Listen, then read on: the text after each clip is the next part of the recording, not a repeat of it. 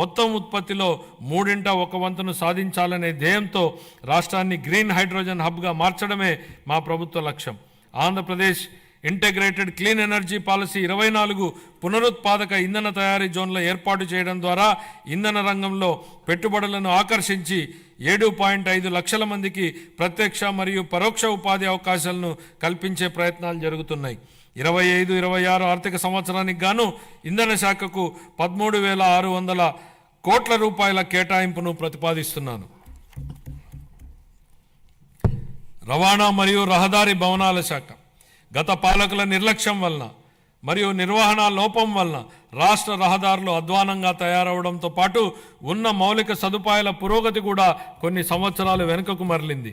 రహదారుల పునరుద్ధరణకు చేపట్టినటువంటి పాట్ హోల్ ఫ్రీ ఆంధ్ర గణనీయమైన పురోగతిని సాధించింది.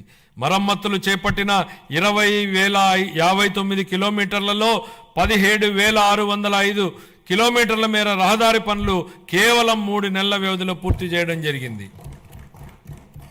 అదనంగా జిల్లా ప్రధాన కేంద్రాల నుండి మండల ప్రధాన కేంద్రాల వరకు మరియు వాటిని ఆనుకుని ఉన్న మండల ప్రధాన కేంద్రాల మధ్య 2 వరుసల రహదారి అనుసంధాన పనులు చేపడుతున్నాం.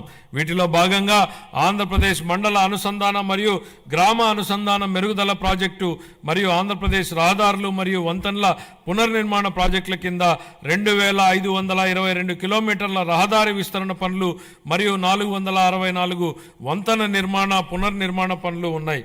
25-26 ఆర్థిక సంవత్సరానికి రవాణా రహదారులు మరియు భవనాల శాఖకు 8,785 కోట్ల రూపాయలను కేటాయింపును ప్రతిపాదిస్తున్నాం. పర్యాటక మరియు క్రీడలు మరియు సంస్కృతి ఆంధ్రప్రదేశ్ పర్యాటక విధానం 24-29 ద్వారా మా ప్రభుత్వం పర్యాటక రంగానికి పరిశ్రమ హోదాను కల్పించడం జరిగింది. అత్యంత పర్యావరణ ప్రమాణాలతో కూడిన ప్రతిష్టాత్మక బ్లూ ఫ్లాగ్ సర్టిఫికేషన్ను ఋషికొండ బీచ్ నిలుపుకుంది. దీనికి తోడు అఖండ గోదావరి, గండికోట వంటి ఐకానిక్ పర్యటన ప్రాజెక్టులు పర్యాటకానికి అగ్రశ్రేణి గమ్యస్థానంగా రాష్ట్రం యొక్క ఖ్యాతిని ఇనుమడింపజేస్తున్నాయి.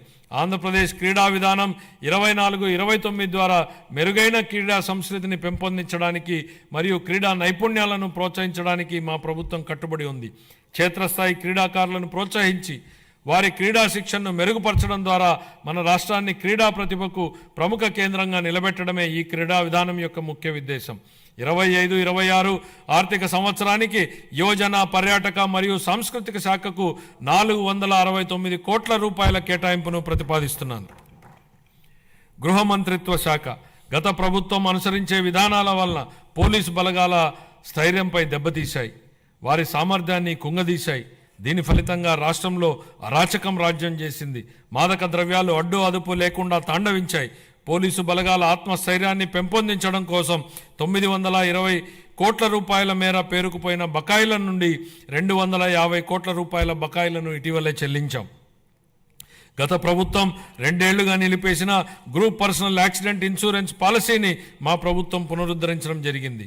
పోలీస్ దళం ఆధునీకరణ పథకం కింద 61.20 కోట్లని విడుదల చేశాం.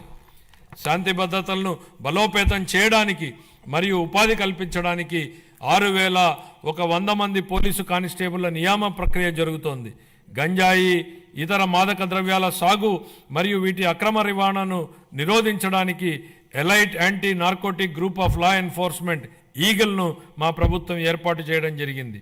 సైబర్ నేరాల ముప్పు పెరుగుతుండడంతో ప్రతి జిల్లాలో ఒక సైబర్ పోలీస్ స్టేషన్ను ఏర్పాటు చేయడానికి ప్రణాళికలు రూపొందించడం జరుగుతోంది.